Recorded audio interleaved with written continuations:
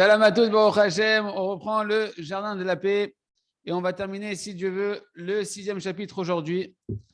Yesh Tikva, le Rav nous dit il y a de l'espoir, les amis. C'est vrai que quand on a fait les quelques cours précédents de ce chapitre-là et qu'on a vu que, a priori, tant qu'on n'a pas Shlom Bayit, tant qu'on n'est pas sorti complètement de la débauche, et qu'on n'a pas réparé ce désir à l'intérieur de nous-mêmes, alors un homme il pourra pas mériter d'avoir Shlom Bayit. On pourrait des fois un peu désespérer, dire attends, s'il faut que j'attende que je sorte complètement de ça pour avoir Shlom Bayit, qu'est-ce qui va se passer entre-temps? C'est un travail qui prend des années. Alors quoi, entre-temps, je vais constamment être sur le champ de bataille à la maison et les enfants, ils vont être le sacrifice de notre dispute perpétuelle parce que je n'ai pas encore réparé mes yeux, mes pensées et mes désirs au niveau de la débauche complètement. C'est pourquoi le Rav nous dit il faut savoir, c'est important de comprendre que Kadosh Baruch Hu, il dirige un homme en fonction du niveau dans lequel il est. Parce que Kadosh Baruch Hu, ce n'est pas un tyran avec ses créatures. Et à chacun d'entre nous, Kadosh Baruch Hu, il va nous faire des allusions qui sont adaptées à notre niveau à nous, en fonction de ce que l'on doit réparer à notre niveau à nous. Donc pour nous, ce qu'on doit retenir, c'est que l'essentiel, c'est qu'un homme, il doit savoir la réalité dans laquelle il est. Quelle est ma direction, vers où je vais, dans quoi je travaille, vers quelle direction je tends. Tu dois savoir et clarifier, et c'est ça qu'Hachem attend de toi, que l'essentiel de l'épreuve, pourquoi tu as été envoyé dans ce monde-là, l'essentiel de notre épreuve, c'est de sortir de ce désir de la débauche, jusqu'à arriver à pouvoir être dégoûté de cette tava-là, de ce désir-là. Et ne jamais penser un seul instant que parce que ma femme, elle m'est permise d'après la Torah, alors j'ai une autorisation d'après la halakha d'être un Baal Ta'ava, d'être un homme qui est rempli de désirs de débauche, etc. Parce que c'est sous-entendu que c'est sous le couvert de la halakha. Non, un homme, il doit savoir au moins savoir que son travail, c'est de sortir de ça.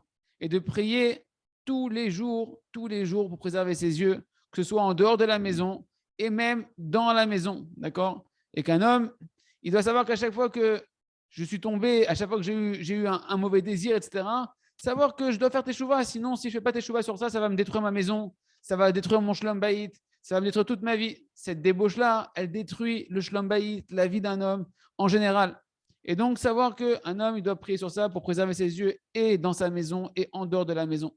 Et que dès que je suis tombé dans un interdit avec mes yeux ou dans mon cœur de la débauche, savoir que, pas pour se culpabiliser, mais pour être conscient et faire teshuva et continuer à avancer, qu'à chaque fois, on transgresse plusieurs interdits de la Torah. D'accord? Donc, un homme ne doit pas s'amuser quand il est chez lui de dire c'est bon, ma femme, elle est permise, alors je vais rassasier mes yeux de regarder ma femme, etc. D'accord? Savoir que Kadosh Baruch Hu, il veut qu'on prie pour sortir de ça. Et c'est pour ça qu'il nous dit si tu vois qu'au final, tout le monde pourra faire les tests, de se rendre compte que si tu ne pries pas un jour ou deux sur le fait de préserver ses yeux, eh ben, tu verras que ça va se sentir tout de suite dans ton aide du ciel, que tu vas avoir moins d'aide du ciel et qu'automatiquement, eh ben, tu vas tomber là où tu vas tomber. C'est pourquoi tous les jours, il faut demander à Kadosh Baruch Hu, Hashem, annule-moi complètement ce désir de la pulsion charnelle. Aide-moi à avoir aucune volonté de ce désir-là. Aide-moi à sortir de ce plaisir illusoire. Tout ça, les amis, bien évidemment, on fait une mise en garde. C'est pour le mari. C'est-à-dire quoi? Le mari doit savoir que tout son travail par rapport au tikkun abri, de la réparation de l'alliance, c'est entre lui et Akadosh Baruch Hu seulement. Tu ne dois rien dire à ta femme. Aucun mot sur la kedusha de la relation, sur la prichoute, le fait de vouloir sortir de plus en plus de ce plaisir, du plaisir charnel de la relation, etc. Tout ça, il ne faut rien dire à ta femme parce qu'elle va tout de suite traduire ça, elle, comme une blessure pour son kavod, comme si que tu ne l'aimes pas. Elle va tout de suite croire que tu ne l'aimes pas, que tu ne veux pas être avec elle. C'est pourquoi tout ce travail-là, en fait, les amis, c'est qu'un travail de tefila où on demande à la prière à Akadosh Baruch Hu qui nous aide à nous nettoyer de ce mauvais désir-là, de la débauche. Il nous dit, car sache que celui qui veut sortir de ce désir-là, alors le Yetzer Hara, il va commencer, il y a un danger. Même celui qui a une vraie volonté de sortir de là-bas, le Yetzer Hara, il va commencer à essayer de venir s'immiscer dans ce travail-là sain. Et il va te dire, tu sais quoi, vas-y, repousse la mitzvah de la Hona avec ta femme, la mitzvah de t'unir avec ta femme. Et il va essayer de plus en plus, le Yetzer Hara, de t'empêcher d'aller avec ta femme. Et au final, qu'est-ce que tu es en train de faire? Tu es en train de diminuer la mitzvah que tu as de donner cette période de retrouvailles intimes avec ta femme qui est important pour elle. Et si tu ne le fais pas, eh ben, tu vas lui donner beaucoup de tristesse à ta femme. Et c'est inimaginable combien une femme, eh ben, elle ressent énormément de peine lorsque son mari, il lui diminue ce qu'elle a besoin d'après la Torah de s'unir avec sa femme, de s'unir avec elle. Parce qu'elle, elle attend et elle désire énormément se réunir avec son mari et elle a besoin de ce lien-là précisément avec son mari. Et au contraire, comme on a expliqué, plus un mari, il va diminuer son appétit de ces envies-là, Ken, et qui va de moins en moins désirer au fond de lui la relation avec sa femme pour le plaisir charnel, plus la femme, d'un autre côté, Hachem, il va mettre dans le cœur de la femme qu'elle va, elle, oui, désirer, elle, oui, avoir les yeux qui sont languissants de se dire quand est-ce que je vais retrouver mon mari pour faire la mitzvah avec mon mari. Et donc, plus toi tu deviens kadosh et que tu travailles sur la kedusha, et plus la femme, elle te désire. Et donc, si en plus, à ce moment-là, tu lui diminues ce désir qui augmente chez elle de se retrouver avec son mari parce qu'il est de plus en plus kadosh, alors c'est comme si comme si tu la brises, la femme. Tu la brises. Et ça peut arriver où une femme, que Dieu nous en préserve, elle peut arriver à en pleurer jour et nuit, que son mari, sous-entendu sous le couvert de la Torah, il ne veut plus aller avec elle, il veut se séparer, de moins en moins être avec elle, etc. Elle peut pleurer les fêtes, le Shabbat, que Dieu nous en préserve. Tout ça, non pas parce qu'elle a un désir d'une pulsion charnelle envers les hommes, comme les hommes ils ont, d'accord, envers son mari. Non. Tout simplement, comme on a dit, la Torah, depuis Adam Arishon, depuis la faute d'Adam Arishon, a fixé pour la femme, vers l'Isher, Teshukater, et vers ton mari, tu auras tous tes désirs qui vont se tourner. C'est la nature de la femme qui est comme ça maintenant. Et donc, c'est pour ça que Kadosh Baruch Hu, en contrepartie, il a ordonné à l'homme, Ve'onata lo igra, tu ne diminueras pas la période où tu dois te retrouver avec ta femme parce qu'elle a un besoin dans son âme de ça. Il se trouve donc que des fois, le Yetzer Hara, il veut se jouer avec le mari lorsque le mari il veut commencer à rentrer dans le travail de la Gdusha. Et en même temps qu'il veut sortir de ça, alors en réalité, le Yetzer Hara va servir de ça pour lui détruire son Shlom Bayit. Et ça va atteindre mamash, les profondeurs de l'âme de la femme. Et ça, c'est mamash, un dégât, ce n'est pas quelque chose de bien. Et ça montre en réalité qu'à ce moment-là, tout le travail de l'homme sur la prichoute, de vouloir sortir de ce mauvais désir-là, il n'est pas encore arrivé à travailler ça par humilité, avec un bon travail sur soi comme il faut, de la bonne manière, bien équilibré. Parce que voilà, on voit bien qu'au final, il n'est pas sensible aux besoins de sa femme, puisqu'il est en train de lui diminuer un besoin qu'elle a dans son âme de s'unir avec lui. Il ne ressent pas les besoins véritablement de sa femme. Et donc, au final, le mari, il a manqué la cible. Et pourquoi tout ça? Parce qu'elle est rentrée en lui. Le Yetzer Hara, il te fait rentrer à ce moment-là, quand tu veux travailler ça, l'orgueil de wow, moi je suis un abstinent, moi je sors de ce mauvais désir, etc. Et comme si que la femme, c'est elle qui devient après le Yetzer Hara, il veut te faire croire que la femme, c'est elle qui a du désir, d'accord, de l'appétit pour son mari, etc. Et tout ça, c'est en réalité que le fruit de l'orgueil de l'homme que le Yetzer Hara, il va utiliser. Et au final, cet orgueil, il bouche le cœur de l'homme et l'homme ne ressent plus les besoins envers sa femme. Il peut être cruel envers sa femme jusqu'à lui retirer le besoin qu'elle a d'être avec lui. En plus de ça, le Rav nous dit, le problème, c'est que quand les maris ne sont pas bien guidés dans ce chemin vers la Kedusha, dans la relation avec la femme, alors même lorsqu'il va aller faire la mitzvah avec elle, le Yetzer Hara, il va venir lui faire penser que lui, il est kadosh et qu'elle, elle a du désir, de l'appétit, de ce plaisir-là. Et que c'est qu'à cause d'elle qu'il tombe encore de nouveau dans cette relation-là. Et donc, il commence sans s'en rendre compte à mépriser sa femme. Et à cause d'elle, il est tombé dans la débauche, etc. Et il va la culpabiliser. C'est des choses qui arrivent que Dieu nous en préserve quand quelqu'un il veut rentrer dans la Kedusha. Comme si elle, c'est une balade ta'ava, c'est elle qui veut le désir, etc. Alors que lui, il ne veut pas ça. Et qu'à cause d'elle, il ne peut pas s'élever comme il voudrait dans les chemins de la Kedusha parce qu'elle veut tout le temps être avec lui, etc.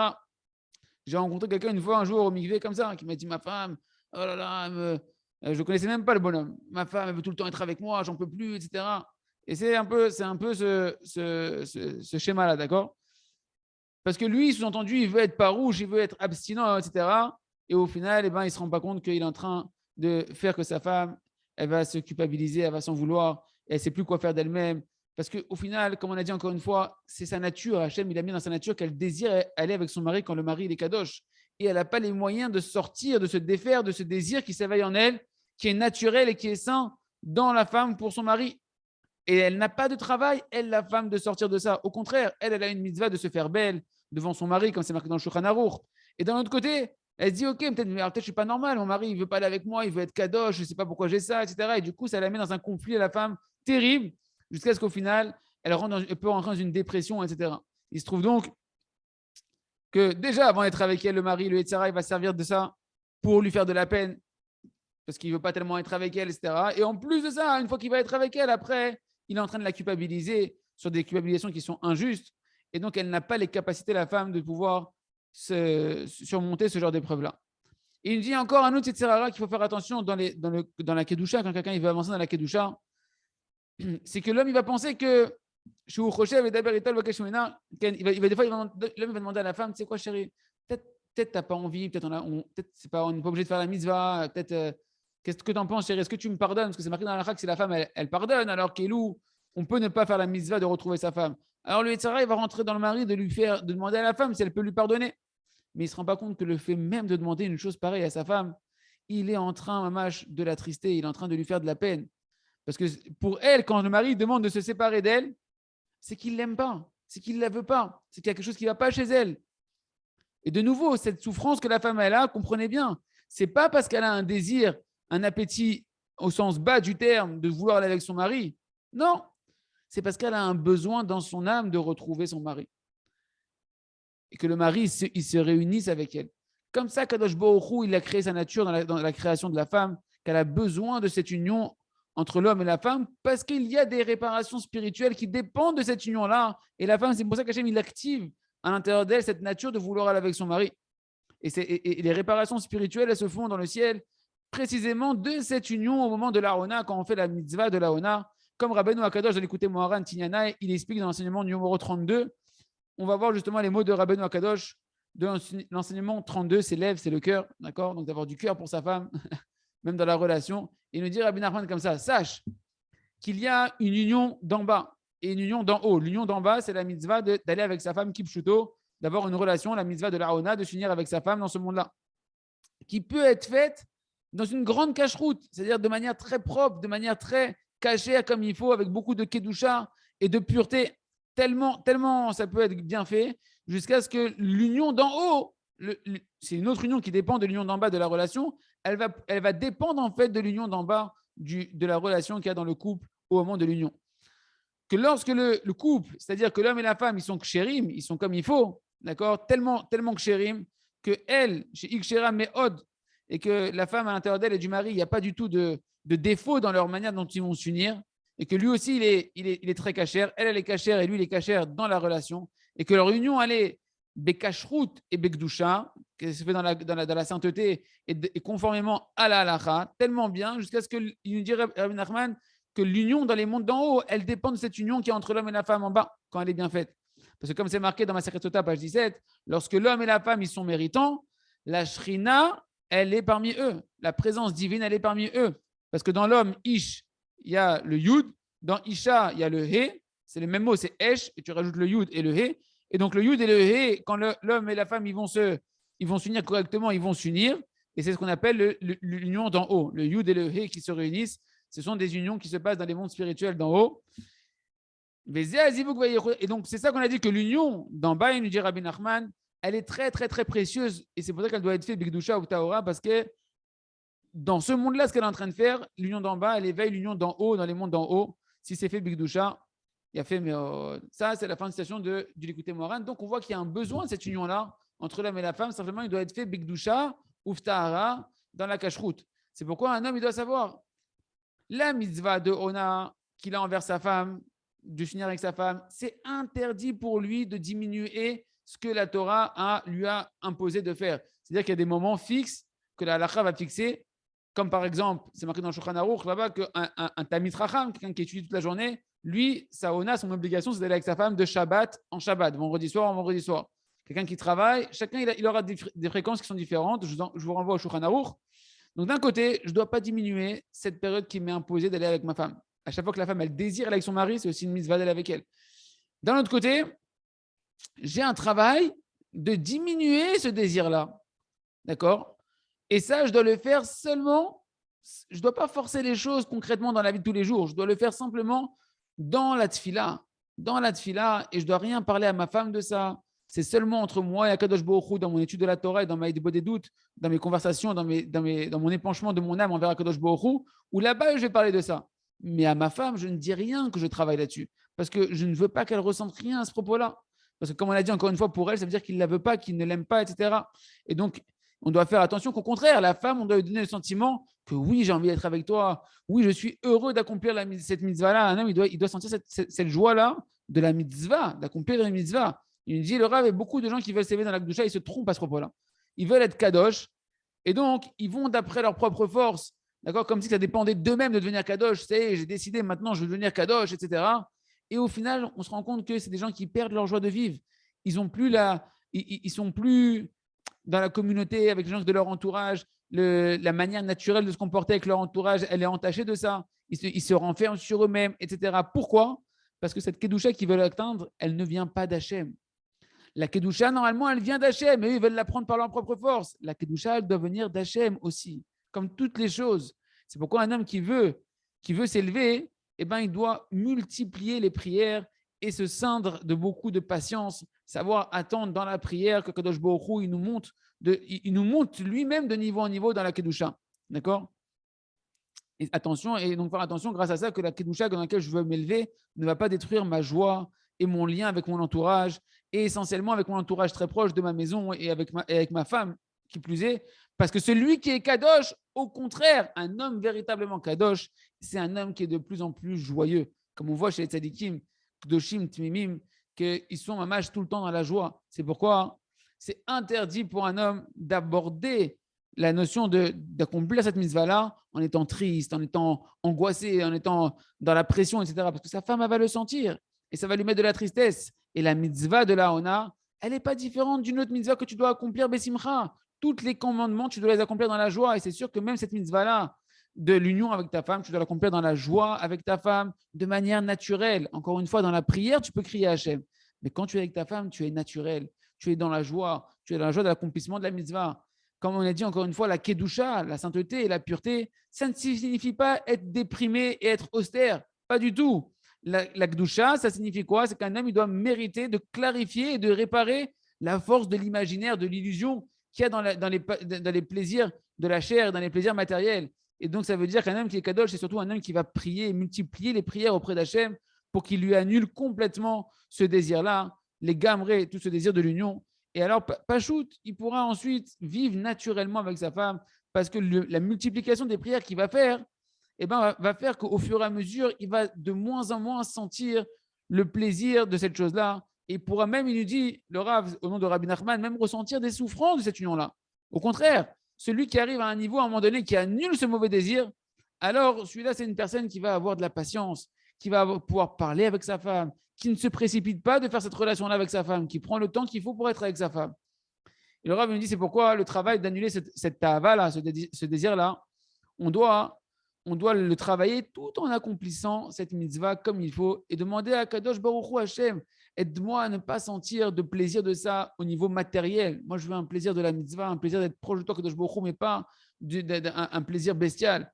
Et ça, c'est un niveau que tout le monde peut atteindre. Comme il nous a dit Rabbi Nachman dans Shifrei Haran, c'est marqué enseignement 17. Rabbeinu Akadosh, il a dit Rabbi Nachman de Breslev. Même l'union du tzaddik authentique, pour lui, c'est quelque chose, l'union intime, c'est quelque chose de très, très difficile pour lui.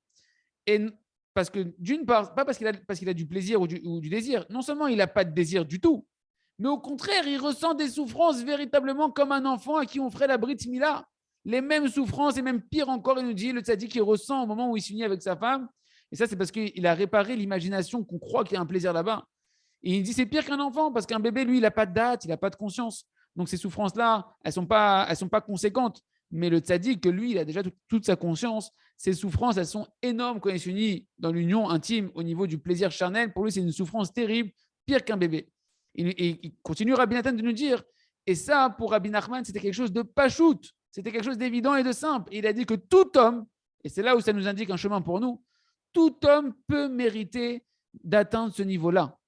Et donc, il semble des paroles de Rabbi Nachman, il dit, Rabbi Nathan, que sa kedusha, sa sainteté à Rabbi Nachman, elle était bien élevée encore de la description que l'on vient de voir ici. C'est pourquoi on insiste de nouveau.